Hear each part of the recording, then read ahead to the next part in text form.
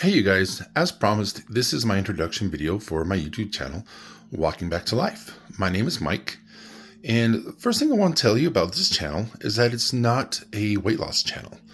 Although my journey is about weight loss, this channel is all about reclaiming your life. If you're having, whether you're having to start over in life, whether it be because of divorce, or maybe you're finding yourself going back to school at a later time in life, or if you feel like life has passed you by and you don't know what to do, this channel is for you. No matter what your age or where you're at in life, if you're having to find yourself starting over or feeling like giving up or just like life has passed you by, I'm here to show you that that's not the case and that you can reclaim your life just like I'm doing. A little about me is that, so for several years, my health was in a steady decline because of depression and anxiety. I am twice divorced. That did play into a lot of my depression and why I stopped taking care of myself in my rapid decline in my health, especially after 2021. And then in March of last year, of 2024, March 2nd, I finally collapsed because of my health. I was rushed to the hospital and I was diagnosed with both respiratory failure and heart failure. It was so bad that there was at one point a mention of hospice care. Doctors didn't think I was going to survive. I almost died my second night in the hospital. The nurse came in to check on me because my alarms were going off. She found that my mask was off. My BiPAP mask was off. I was blue and unresponsive. They tried to wake me up and everything, but couldn't.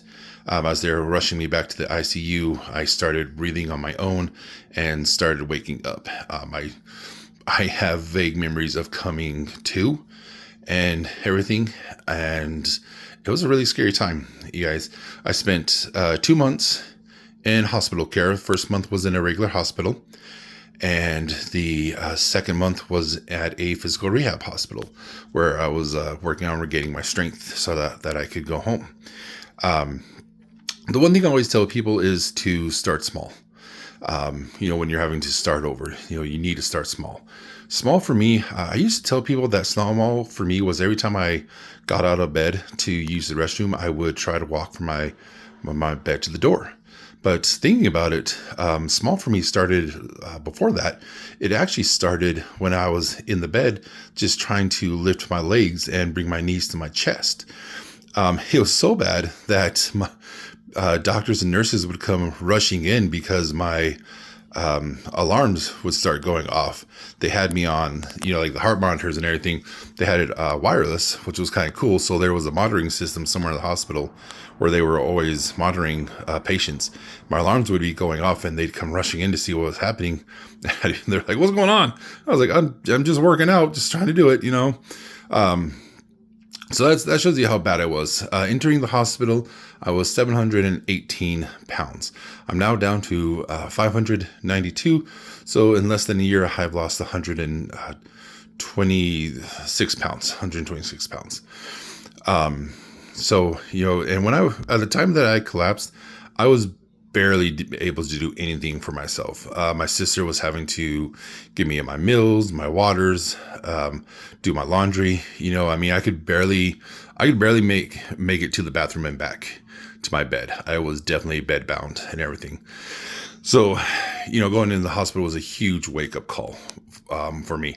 So over time, as I started getting small victories, obviously I felt a lot better. When I came home from the hospital, and I was able to do I was able to do my first load of laundry home. I did myself. That was super exciting for me.